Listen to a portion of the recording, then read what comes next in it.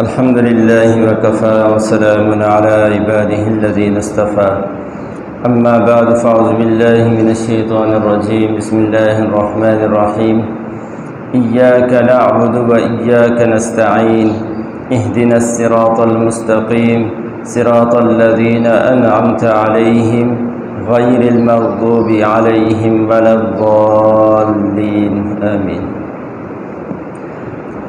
یہ سورۃ الفاتحہ چل رہی ہے اور سورۃ الفاتحہ کی آیت نمبر 4 سے 7 تک کی آیات ہیں، 4 آیات ہیں۔ اس سے پچھلی آیات میں اللہ سبحانہ و تعالیٰ نے اپنی توحید کا بیان کیا ہے۔ الحمدللہ رب العالمین، تمام تعریفیں اللہ کے لیے ہیں جو تمام جہانوں کا پالنے والا ہے۔ الرحمن الرحیم، جو سب پر مہربان ہے، بہت مہربان ہے۔ مالک یوم الدین، جو روز جزا کا، قیامت کے دن کا مالک بھی ہے۔ الرحمن الرحیم کا معنی سب پر مہربان ہے، بہت مہربان ہے۔ اور یہ آیت یہاں اس لیے لائی، اس کی ایک وجہ یہ بھی علماء نے فرمائی ہے کہ ایک حدیث کے اندر اللہ کے نبی فرمایا تخلقوا باخلاق اللہ، کہ اللہ رحمان ہے، رحیم ہے، اور بندوں کو بھی حکم ہے کہ وہ اللہ جل جلالہ والے اخلاق اختیار کرے۔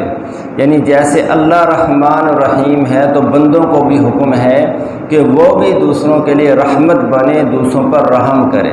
اس لیے ایک حدیث کے اندر اللہ کے نبی فرماتے ہیں الراحمون یرحمہم الرحمن ارحموا من فی الارض یرحمکم من فی السماء، کہ جو رحم کرنے والے ہوتے ہیں دوسروں پر، خدائے رحمان بھی انہی پر رحم کرتا ہے، لہذا ارحموا من فی الارض، تم زمین والوں پر رحم کرو، آسمان والا تم پر رحم کرے گا۔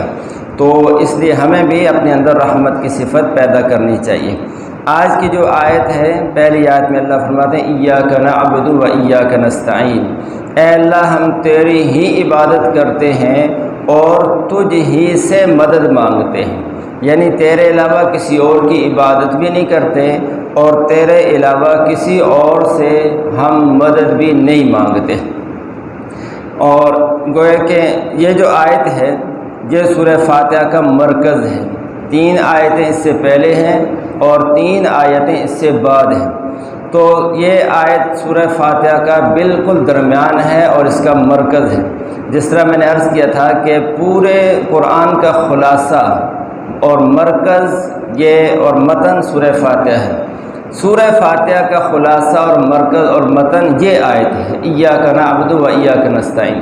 تو گویا پورے قرآن کا خلاصہ جو ہے یہ آیت ہے کہ ایاک نعبد و ایاک نستعین، کہ اللہ ہم تیری ہی عبادت کرتے ہیں اور تجھ ہی سے مدد مانگتے ہیں، تیرے علاوہ کسی اور کی عبادت بھی نہیں کرتے اور تیرے علاوہ کسی اور سے مدد بھی نہیں مانگتے۔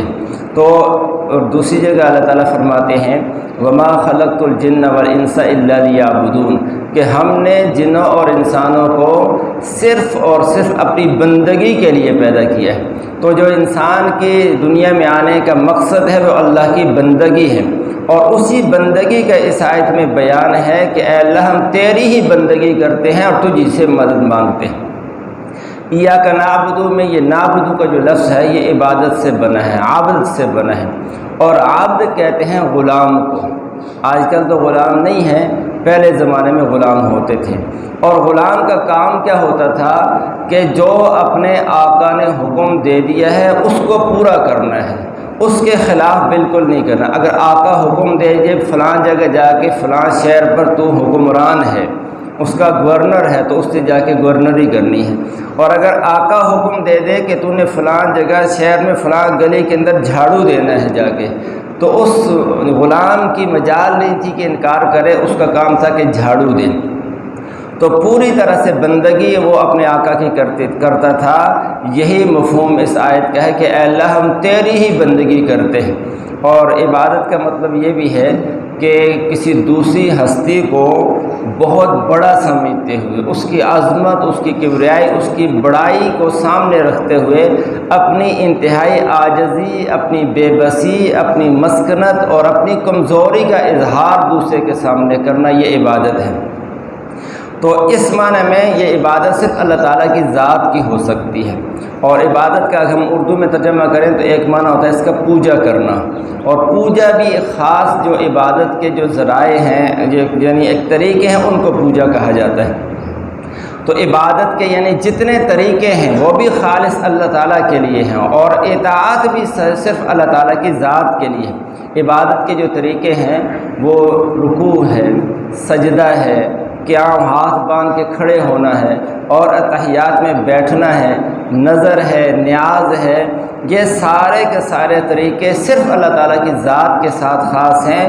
اللہ تعالیٰ کے علاوہ کسی اور کے سامنے ادب کے ساتھ ایسے ہاتھ باندھ کے کھڑے ہونا جیسے آدمی نماز کے اندر کھڑا ہوتا ہے، کسی بھی بڑی سے بڑی شخصیت اور ہستی کے سامنے بھی اس طرح سے کھڑا نہیں ہوا جا سکتا، کیونکہ یہ عبادت کا طریقہ ہے۔ اسی طرح رکوع کرنا، جھکنا، یہ اللہ تعالیٰ کی ذات کے ساتھ خاص ہے۔ اللہ تعالیٰ کے علاوہ کوئی بھی بڑی سے بڑی شخصیت ہو، بڑے سے بڑا کوئی ولی ہو، نبی ہو، قطب ہو، ابدال ہو، کوئی بادشاہ ہو، اس کے سامنے رکوع کی شکل میں جھکنا یہ جائز نہیں ہے، یہ شرک ہے۔ اسی طرح سجدہ ہے، یہ عبادت کا ایک طریقہ ہے، تو یہ سجدہ بھی صرف اللہ تعالیٰ کی ذات کے ساتھ خاص ہے۔ اللہ تعالیٰ کے علاوہ کسی اور، چاہے زندہ ہے، چاہے مر گیا ہے، چاہے نبی ہے، ولی ہے، قطب ہے، ابدال ہے، کوئی بھی ہستی ہے، کسی کے بھی در پہ زندہ ہے تو اس کے سامنے سجدہ نہیں کر سکتے، مر گیا ہے تو اس کی قبر پر جا کر سجدہ نہیں کر سکتے۔ اگر کوئی کرے گا تو یہ شرک کر رہا ہے، اگر عبادت کی نیت سے کر رہا ہے تو کفر کر لیے گا، اسلام سے نکل گیا ہے، اور اگر جو ہے عبادت کی نیت سے تو نہیں کر رہا لیکن اس کا ادب اور احترام کی نیت سے کر رہا ہے سجدہ، تو پھر بھی بہت بڑا کبیرہ گناہ ہے یہ۔ تو اس سے مفہوم یہ نکلا کہ اے اللہ، یعنی محبت بھی ہو تو اللہ تعالیٰ کی ذات کی ہو، امید بھی ہو تو اللہ تعالیٰ کی ذات سے ہو، خوف بھی ہو تو اللہ تعالیٰ کی ذات کا ہو، اس کے علاوہ نہ کسی سے کوئی امید ہو، نہ کسی سے اللہ تعالیٰ کے برابر محبت ہو، اور نہ ہی اس کے برابر کسی کا خوف ہو۔ ایاک نستعین، اے اللہ ہم تجھ ہی سے مدد مانگتے ہیں۔ جب ہم نے کہا نا اے اللہ تیری ہی عبادت کرتے ہیں، تو ہم تو بندے ہیں، ہم کمزور ہیں، ہم سے اس میں کمی کوتاہی بھی ہو سکتی ہے، تو اللہ نے خود ہی سکھا دیا کہ بندگی میری کرنی ہے، اور میری بندگی اس وقت تک کر سکتے ہو جب مجھ سے مدد مانگتے رہو گے۔ میری بندگی کے خالص کرنے میں مجھ سے مدد مانگ کے چلو گے تو پھر تو میری بندگی کر سکو گے۔ اگر مجھ سے بے نیاز ہو کے میری ہی بندگی کرنے لگو گے تو پھر اس میں بھی کمی ہو جائے گی۔ اس لیے عبادت کرنی اور مدد بھی اللہ تعالیٰ ہی کی ذات سے مانگنی۔ یہاں ہم کہتے ہیں ایاک نستعین، اے اللہ تجھ ہی سے مدد مانگتے ہیں۔ ہم تو اپنی روزمرہ زندگی میں دیکھتے ہیں کہ اگر کسی نے کپڑے سلوانے ہو تو درزی کے پاس جاتا ہے، اس سے مدد لیتا ہے، بیمار ہو جائے تو ڈاکٹر کے پاس جاتا ہے، اس سے مدد مانگتا ہے، اور اگر کوئی عمارت بنانی ہے، گھر بنانا ہے تو کسی نقشہ نویس کے پاس پہلے جائے گا، پھر کسی ٹھیکیدار کو ٹھیکہ دے گا۔ تو ہم تو روزانہ مدد مانگتے ہیں۔ تو یہاں تو ہم کہہ رہے ہیں یعنی اللہ کے علاوہ دوسروں سے ہم روز مدد مانگتے ہیں، تو یہاں تو ہم کہہ رہے ہیں کہ ایاک نستعین، اے اللہ ہم تجھ ہی سے مدد مانگتے ہیں۔ تو پھر اس کا کیا مطلب ہے؟ تو دنیا میں اس کا مطلب یہ ہے کہ ما فوق الاسباب، مدد صرف اللہ تعالیٰ کی ذات سے مانگی جاتی ہے۔ یعنی دنیا میں اگر ہم کسی سے مدد مانگتے ہیں تو ہم اس کو یہ نہیں سمجھتے کہ ہم اس کو ایک سبب سمجھتے ہیں، بھئی یہ کپڑے میرے سی سکتا ہے اس لیے اس کو دے رہا ہوں۔ یہ نہیں ہے کہ بس یہی اسی نے کپڑے پیدا کیے ہیں اور یہی سب کچھ کر سکتا ہے، ایسا نہیں ہے۔ ڈاکٹر کے پاس جاتے ہیں، اس سے دوائی لیتے ہیں، ہم یہ نہیں سمجھتے کہ صحت یہ دے گا، ہم یہ سمجھتے ہیں کہ یہ ایک سبب ہے دوائی استعمال کرنا، اس لیے ہم استعمال کریں گے اور صحت اللہ تعالیٰ دے گا۔ تو مدد مانگنا اسباب کے درجے میں تو دوسرے سے مدد مانگ سکتے ہیں، لیکن دوسرے کو مسبب الاسباب سمجھ کے اس سے مدد نہیں مانگ سکتے۔ اس لیے یہاں کسی کو اللہ تعالیٰ کے علاوہ کسی کو حاجت روا سمجھنا یہ اس آیت کے خلاف ہے، کسی کو مشکل کشا سمجھنا اس آیت کی روح کے خلاف ہے۔ اس لیے ہم کہتے ہیں کہ ایاک نعبد و ایاک نستعین، اے اللہ تیری ہی عبادت کرتے ہیں، تجھ ہی سے مدد مانگتے ہیں۔ آگے فرمایا اہدنا الصراط المستقیم، اے اللہ تو ہمیں سیدھا راستہ دکھا دے۔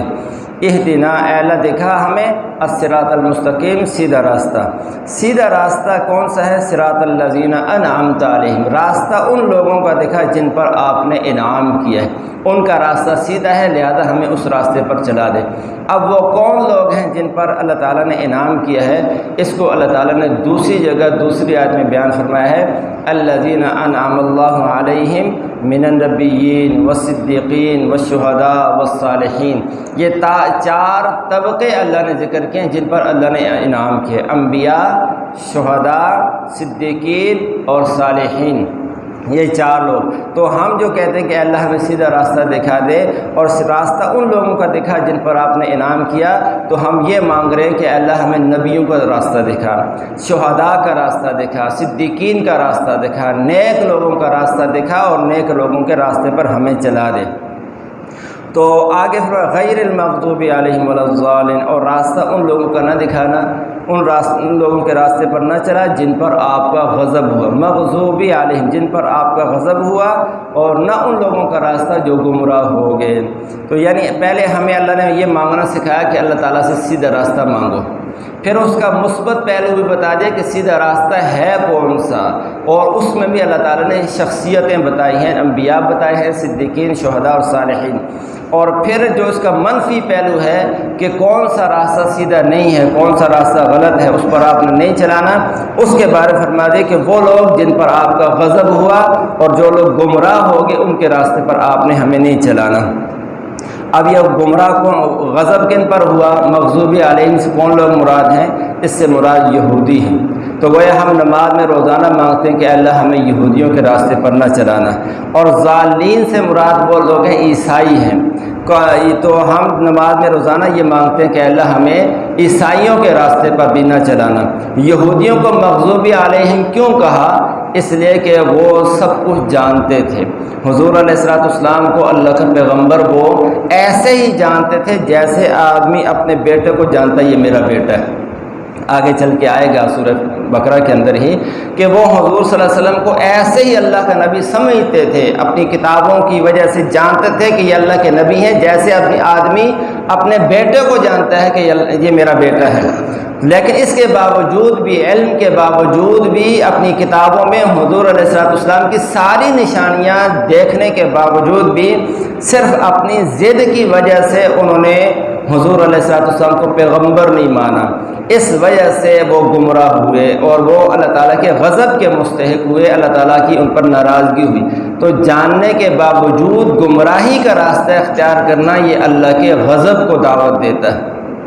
اور ضالین سے مراد عیسائی ہیں کہ وہ جاہل تھے، ان پڑھ تھے، اور ان پڑھ اور جاہل ہونے کی وجہ سے سیدھے راستے سے ہٹ گئے، تو اس لیے ان کے بارے میں فرمایا کہ ضالین ہیں، یہ سیدھے راستے سے ہٹ گئے ہیں، تو ان کا راستہ بھی نہیں دکھانا۔ تو گویا یہاں دونوں، پہلے سیدھے راستے کی ہدایت کی دعا مانگی گئی، دوسرے نمبر پر پھر اس کا مثبت پہلو بھی بتا دیا کہ یہ سیدھا راستہ ہے، اے اللہ آپ نے ہمیں اس پر چلانا ہے، اور ساتھ ہی منفی پہلو جو تھا اس کو بتا دیا کہ یہ راستہ، ان لوگوں کا راستہ غلط ہے، ان لوگوں کے راستے پر ہمیں نہیں چلانا۔ اس میں جو اہم بات ہے وہ یہ ہے کہ یہاں جو ہمیں اہدنا الصراط، اے اللہ ہمیں سیدھے راستے پر چلا دے۔ اب سیدھا راستہ بتانے کے لیے اللہ تعالیٰ نے آسان جواب اس کا یہ تھا کہ اے اللہ ہمیں قرآن کے راستے پر چلا دے، سنت کے راستے پر چلا دے۔ یہ بالکل مختصر جو ہے لفظ تھے، لیکن اس کو چھوڑ کر یہاں نہیں فرمایا کہ صراط سیدھا راستہ قرآن کا راستہ ہے اور سنت کا راستہ، یہ نہیں فرمایا، بلکہ اللہ تعالیٰ نے شخصیتیں ذکر کی ہیں کہ نبیوں کا راستہ سیدھا راستہ ہے، اور شہداء کا راستہ سیدھا راستہ ہے، صدیقین کا اور صالحین کا راستہ سیدھا راستہ ہے۔ اور جو غلط راستہ تھا اس میں بھی یہ نہیں فرمایا کہ کفر کا راستہ، بدعت کا راستہ غلط ہے، اس میں بھی اللہ تعالیٰ نے لوگ بتائے ہیں کہ ان کا راستہ غلط راستہ ہے۔ تو اس سے معلوم ہوا کہ جس طرح سے قرآن جو ہے نا دین اسلام میں کتاب اللہ کی اہمیت ہے، اللہ تعالیٰ کی کتاب کی اہمیت ہے، اسی طرح سے دین اسلام میں شخصیات کی بھی اہمیت ہے، نبیوں کی بھی اہمیت ہے، صحابہ کی بھی اہمیت ہے، اولیاء اللہ کی بھی اہمیت ہے۔ اس لیے دین کو سمجھنے کے لیے جس طرح کتاب اللہ ضروری ہے، اسی طرح سے علماء فرماتے ہیں رجال اللہ، اللہ تعالیٰ کے بندے، کیونکہ کتاب کو سمجھ کے عمل وہ کر کے دکھاتے ہیں کہ اس کتاب پر عمل کا یہ طریقہ ہے، تو پھر انہی کے طریقے کو دیکھ کر آگے آدمیوں نے زندگی گزارنی۔ اس لیے اس وقت جو یہ ماحول بن رہا ہے کہ بس کسی سے پڑھنے کی ضرورت نہیں ہے، خود ہی قرآن کا ترجمہ لے کر خود ہی قرآن کو ہر آدمی خود سمجھے، اور اس کے لفظ استعمال کیے جاتے ہیں قرآن فار آل، قرآن سب کے لیے ہے۔ قرآن سب کے لیے تو ہے، سب کے لیے اللہ نے نازل کیا ہے، لیکن سمجھیں گے کس سے؟ سمجھ کے جو سلسلہ ہے حضور علیہ السلام سے آج تک چلا آ رہا ہے کہ شخصیات سے ہم نے دین کو سمجھنا ہے۔ کتاب بھی ہے، ساتھ شخصیت بھی ہے۔ ایسا نہیں کہ صرف کتاب کو لے کر شخصیت کو چھوڑ کے ہم قرآن کو سمجھ لیں، تو پھر آدمی گمراہی کے راستے پر چلے گا، سیدھے راستے پر کبھی نہیں آ سکتا۔ اس لیے کہ ایسا تو ہوا ہے کہ اللہ تعالیٰ نے انبیاء بھیجے ہیں اور 7 کتاب بھیجی ہے، یعنی کتابیں صرف 4 آئی ہیں، نبی 1,24,000 آئے ہیں۔ تو اس سے پتہ چلا کہ شخصیات کی بھی اہمیت ہے۔ ایسا ہوا ہے کہ نبی ہے لیکن کتاب نہیں ہے، شخصیت ہے کتاب نہیں ہے اس کے پاس۔ ایسا نہیں ہے کہ کتاب آ گئی ہو اور اس کو سمجھانے کے لیے پڑھانے کے لیے شخصیت کوئی نہ ہو ساتھ، ایسا نہیں ہوا اسلام میں پوری انسانی تاریخ میں۔ اس لیے یہ کہنا کہ ہر آدمی بس قرآن کا ترجمہ اٹھا لے، خود اس کو پڑھے، پھر مفسر بن جائے، ویسے تو ہمیں یہی چاہیے عام آدمی کو کہ قرآن کو سمجھنے کے لیے کسی معتمد شخصیت کا ترجمہ لے کر اس کو پڑھے، اسے سمجھے، لیکن اپنے آپ کو پھر مفسر نہ سمجھنے لگ جائے، خود قرآن کی تشریح نہ کرنے لگ جائے۔ اگر ایسا کرے گا بغیر استاد سے پڑھے تو گمراہ ہو جائے گا۔ یہ اللہ ہمیں یہاں سے سمجھا رہے ہیں کہ سیدھے راستے پر آنے کے لیے صرف کتاب اللہ کافی نہیں ہے، بلکہ کتاب بھی ضروری ہے، ساتھ شخصیتیں بھی ضروری ہیں۔ سیدھے راستہ بتانے کے لیے شخصیتیں بتائی ہیں، اور غلط راستہ جس سے بچنا ہے اس کے لیے بھی شخصیتیں بتائیں کہ ان سے بچنا ہے۔ اللہ تعالیٰ مجھے آپ کو عمل کی توفیق نصیب فرمائے۔ آج سورہ